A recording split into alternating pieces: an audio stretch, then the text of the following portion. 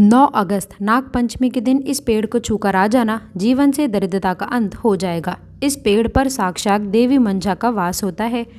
नमस्कार दोस्तों, आप सभी का बहुत बहुत स्वागत है हमारे YouTube चैनल में। दोस्तों, देवी मंसा का चरित्र का वर्णन करते समय भगवान श्री कृष्ण ने एक ऐसे वृक्ष के बारे में बताया है जिसका स्पर्श करने मात्र से मनुष्य की दरिद्रता नष्ट हो जाती है। देवी मंसा नाग माता हैं, समस्त नागों की देवी हैं। उन्हें पुराणों में विषहरी कहा गया है। नाग पंचमी का दिन देवी मंसा को अत्यंत प्रिय है। इस दिन जो भी मनुष्य इसके कटक वृक्ष को स्पर्श कर लेता है तो उसके दुखों का नाश हो जाता है। इस पेड़ पर साक्षात देवी मंसा का वास है। माँ मंसा समस्त दुखों को हरने वाली देवी है, समस्त रोगों का नाश करने वाली जगतकारु हैं। भगवान धनवंतरी ने माँ मंसा को ये वचन दिया है कि जो भी जातक मंसा देवी की पूजा करेगा उसको धन संपत्ति की प्राप्ति होगी और उसके रोगों का भी नाश होगा। दोस्तों, उस चमत्कारी पेड़ के बारे में जानने से पहले आपको नाग माता मंसा के बारे में अवश्य जाग लेना चाहिए। भगवान नारायण ने नारद जी को मंसा देवी का चरित्र सुनाया है।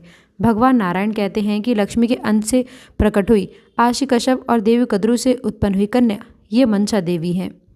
ये मनसित पल्लवी है, इसलिए इन्हें मंसा देवी के नाम से माना जाता है। इनके पति का नाम जगतकारु है, इसलिए इन्हें जगतकारु प्रिय भी कहा जाता है। देवी मंसा के पुत्र का नाम आस्तिक है। ये परम तेजस्वी हैं।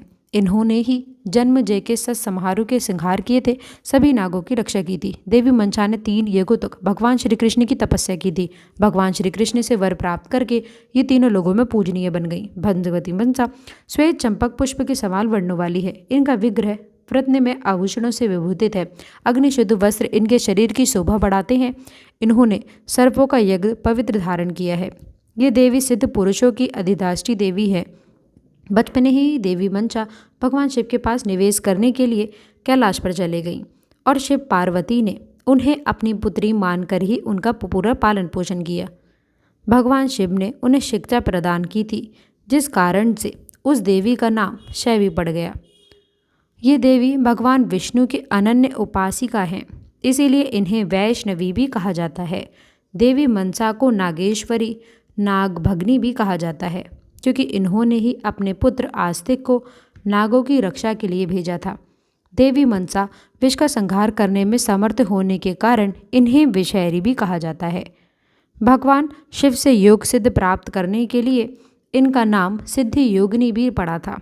अतः इस महान देवी की जो भी नाग पंचमी के दिन उपासना कर लेता है उसके सभी मनोरथ सफल हो जाते हैं, उसकी दरिद्रता भी दूर हो जाती है तथा उसके जीवन से सर्पों का भी भय नष्ट हो जाता है। इसीलिए नाग पंचमी के दिन देवी मंसा की पूजा और आराधना अवश्य करनी चाहिए। हिंदू पंचांग के अनुसार नाग पंचमी का त्यौहार श्रावण मास के कृष्ण पक्ष की पंचमी को मनाया जाता है। इस साल पंचमी तिथि का आरंभ 9 अगस्त को है।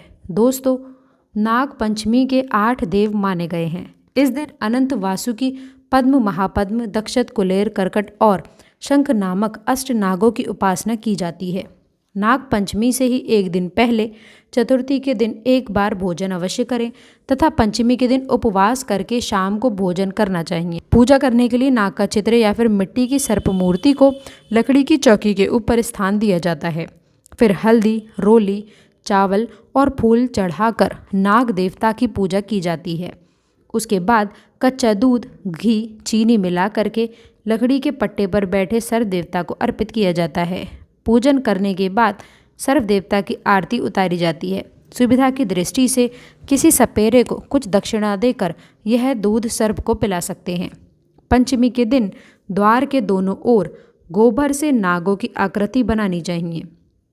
पंचमी को कुश का नाग बनाकर गंध, पुष्प आदि से पूजन करें। दूध, घी, जल से स्नान कराएं। दूध में पके हुए गेहूं और विविध नए वाद्यों का भोग लगाएं। इस पंचमी के दिन नाग की पूजा करने से वासुकी नाग आदि संतुष्ट होते हैं और वह पुरुष नाग लोक में जाकर बहुत काल तक सुख का भोग करता है। इस प्रकार नियमानुसार जो पंचमी को नागों का पूजन करता है वह शारीरिक और मानसिक कष्टों से मुक्त हो जाता है। उसे धन धान्य की प्राप्ति होती है और मृत्यु के पश्चात वह श्रेष्ठ विमान में बैठकर नागलोक को जाता है। पंचमी तिथि को नागों का पूजन करके इस मंत्र का उच्चारण करना चाहिए। ओम कुरकुले भट्ट स्वाहा। इस मंत्र के उच्चारण से जीवन से सर्पों का भय समाप्त हो जाता है। जिस स्थान पर यह मंत्र बोला जाता है उस स्थान पर नाग कभी नहीं आते हैं और कभी कष्ट नहीं देते हैं, ऐसा वचन समस्त नागों ने दिया है। पंचमी के दिन नागों की पूजा के साथ में ही देवी मनसा की पूजा भी करनी चाहिए। देवी मनसा की मिट्टी की प्रतिमा अथवा उनकी तस्वीर के सामने उनकी पूजा करनी चाहिए। इसके अलावा नाग पंचमी के दिन देवी मनसा के इस मंत्र का भी उच्चारण करना चाहिए। ओम ह्रीम श्रीम ऐं मनसा देवी स्वाहा। जिसे इस मंत्र की सिद्धि प्राप्त हो गई वह धरातल पर सिद्ध है, उसके लिए विष भी अमृत के समान हो जाता है। आइए अब जान लेते हैं कि वह कौन सा पेड़ है जिसका स्पर्श करने मात्र से ही देवी मनसा प्रसन्न हो जाती हैं। ब्रह्म वैवर्त पुराण में भगवान विष्णु ने मनसा देवी के चरित्र का वर्णन करते समय देवी मनसा को प्रसन्न करने के उपाय बताए हैं। देवी मनसा को गुड़ा का पेड़ अत्यंत प्रिय है। श्रावण शुक्ल पंचमी के दिन इस वृक्ष पर देवी मनसा का आह्वान करने से देवी मनसा जल्दी ही प्रसन्न होती हैं। गुड़ा के पेड़ को कपास कहा जाता है, इसीलिए नाग पंचमी के दिन कपास के पौधे को स्पष्ट अवश्य करना चाहिए। इस दिन जिस स्थान पर भी कपास का पौधा हो उस स्थान पर जाकर उस पौधे को स्पष्ट करके देवी मनसा का स्मरण करना चाहिए और हो सके तो देवी मनसा के मंत्र का उच्चारण भी करना चाहिए। इसके अलावा इस दिन अगर आप कपास के पौधे की पूजा करते हैं और उसे जल्द चढ़ाते हैं तो देवी मनसा जल्द ही प्रसन्न हो जाती हैं। इस दिन आप कपास के पौधे को थोड़ा सा कच्चा दूध भी चढ़ा दें और देवी मनसा से प्रार्थना करें। आपकी जो भी इच्छा है वह निश्चित ही तौर पर पूरी हो जाएगी।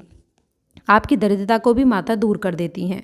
आपके जीवन में अगर किसी भी प्रकार का दोष है, कष्ट है, वह भी समाप्त हो जाता है। बस नाग पंचमी के दिन किसी भी समय पर आपको कपास के पौधे को स्पष्ट कर लेना है। इस पौधे पर माँ मनसा का वास हमेशा रहता है। ध्यान रहे दोस्तों कि इस दिन कपास के पौधे को आपको नहीं तोड़ना चाहिए और ना ही उसे कष्ट देना चाहिए। माता क्रोधित हो जाती हैं। नाग पंचमी के दिन जमीन को खोदना अथवा हल चलाना भी वर्जित बताया गया है। इससे माँ मनसा क्रोधित हो जाती हैं। इससे जमीन के अंदर छिपे हुए सर्पों को थोड़ा कष्ट हो सकता है अथवा जो नाग भूमि में निवास कर रहे होते हैं वह उनका घर भी टूट सकता है। नाग पंचमी के दिन कभी भी किसी सर्प के प्राण नहीं लेने चाहिए, ऐसा करने से महापाप लगता है। नाग पंचमी को नागों को ठंडा दूध चढ़ाना चाहिए क्योंकि इस दिन नाग को भयंकर यज्ञ से अग्निदह सहन करना पड़ा था, इसीलिए उनके दह को कम करने के लिए उन्हें ठंडा दूध चढ़ाया जाता है। नाग पंचमी के दिन नुकीले और धारदार चीज़ों का इस्तेमाल भी नहीं करना चाहिए। नाग पंचमी के दिन मीठे अन्न का भोजन करना काफ़ी शुभ माना जाता है। इस दिन मीठे पदार्थों का सेवन सबसे पहले करना चाहिए, इससे नागदेव प्रसन्न होते हैं।